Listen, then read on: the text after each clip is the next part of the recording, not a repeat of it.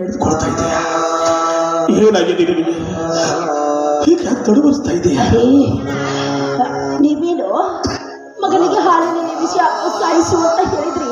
ಹೌದು, ನಿಮ್ಮ ಮಾತಿನ ಹಾಗೆ ನಾನು ಮಾಡಿದೆ. ಎಂತ ಕರುಳಿನ ಕುಡಿಗೆ ಹಾಲಿನ ನಿಮಿಷ ಹಾಕಿ ಸಾಯಿಸಬೇಕು. ನನ್ನ ಕರುಳು ಎಷ್ಟೊಂದು ಕಠೋರವಾಗಿರ್ಬೇಕು ರೀ, ಎಷ್ಟೊಂದು ಕಠೋರವಾಗಿರ್ಬೇಕು. ಅದಕ್ಕೋಸ್ಕರವಾಗಿ ನನ್ನ ಮಗನಿಗೆ ಹಾಲು ಕುಡಿಸುವ ಮುಂಚಿತವಾಗಿ ಅದರ ಅರ್ಧದಷ್ಟು ಹಾಲನ್ನ ನಾನು ಕೊಡ್ತಿದ್ದೀನಿ.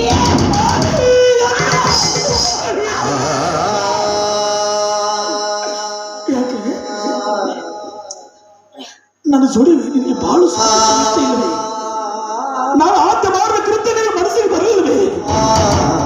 ಹಾಗಿದ್ರೆ ಹೇಳ್ಬಿಡು, ನಿನ್ನ ಕೈಯಾರ ನನಗೂ ಅಂತ ವಿಷ ಕೊಟ್ಬಿಡು, ಕೂಡ ಸಂತೋಷ ಸತ್ತು ಹೋಗ್ಬಿಡ್ತೇನೆ.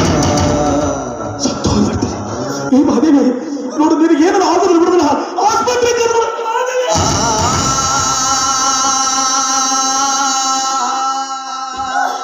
ಎಂತ ಕೆಲಸ ಮಾಡ್ಕೊಂಡ್ಬಿಟ್ಟೆ. ನಿಮಗೆ ಆಸ್ಪತ್ರೆಗೆ ಕರ್ಕೊಂಡು ಹೋಗ್ತೀನಿ.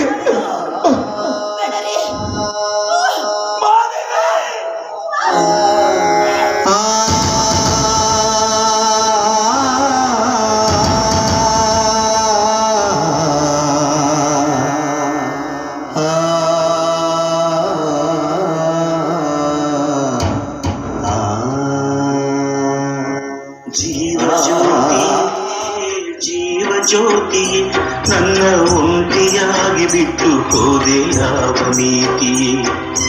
ಜೀವ ಜ್ಯೋತಿ ನನ್ನ ಒಂಟಿಯಾಗಿ ಬಿಟ್ಟು ಹೋದೆ ಯಾವ ನೀತಿಯೇ? ಒಂಟಿಯಾಗಿ ಬಿಟ್ಟು ಹೋದೆ ಯಾವ ನೀತಿಯೇ?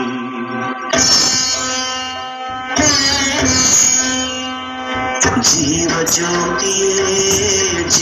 ಜ್ಯೋತಿ ನನ್ನ ಒಂಟಿಯಾಗಿ ಬಿಟ್ಟು ಹೋದೆ ಯಾವ ನೀತಿಯೇ? ಜೀವ ಜ್ಯೋತಿ ನನ್ನ ಒಂಟಿಯಾಗಿ ಬಿಟ್ಟು ಹೋದೆ ಯಾವ ನೀತಿಯೇ? ಒಂಟಿಯಾಗಿ ಬಿಟ್ಟು ಹೋದೆ. ಎಂತ ಕೆಲಸ ಮಾಡಿಬಿಟ್ಟೆ ನಾನು. 9 ತಿಂಗಳು ಹೊತ್ತು ಸಾಕಿದ ಕರುಳಿನ ಕುಡಿಯನ್ನು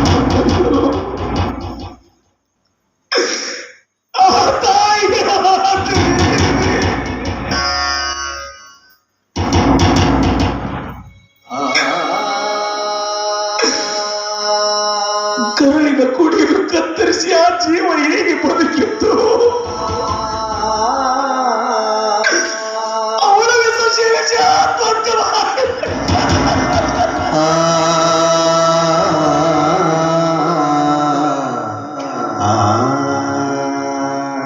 ಇದರಲ್ಲಿ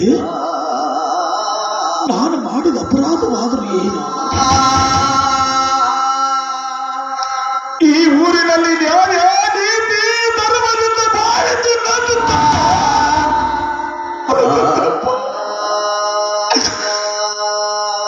ಗುಡಿಯೊಳಗಿರುವ ದೇವರಲ್ಲ, ನೀನಪ್ಪ ಕಲ್ಲಗ ಬಡ ನಾಟಕ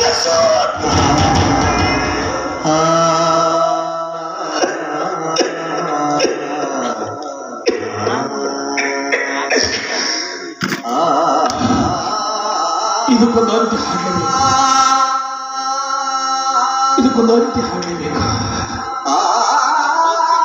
ಜೀವಕ್ಕೆ ಜೀವವಾಗಿರುವ ಹೆಂಡತಿ ಮಗನೇ ಹೋದ ಮೇಲೆ ನಾನು ಎಂದು ಸಾಧಿಸುವುದಾದರೂ ಏನಿದೆ? ಇದು ನಾಡು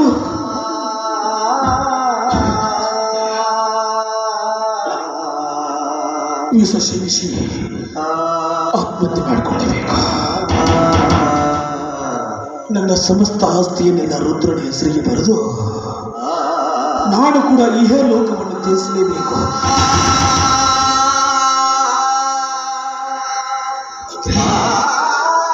ವಿಷದ ಹಾಲು ಇನ್ನು ನನ್ನ ಭಾಗದ ಹಾಗೆ ಉಳಿದಾಗಿದೆಯಲ್ಲ. ನಾನು ಕೂಡ ವಿಷ ಸೇವಿಸಲೇಬೇಕು.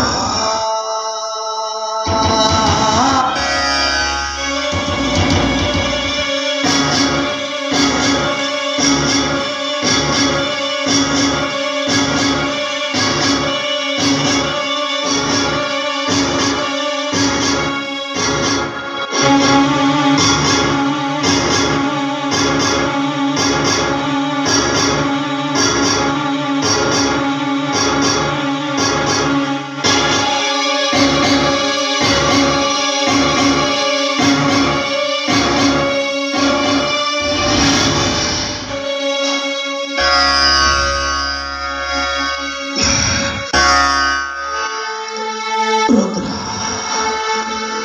ರುದ್ರ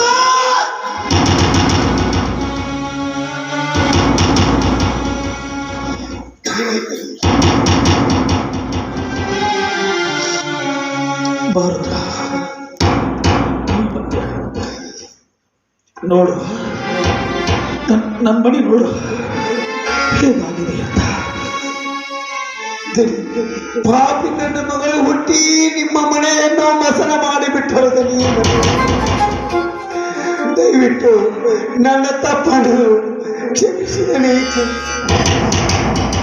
ರುದ್ರ ಹೇಳು,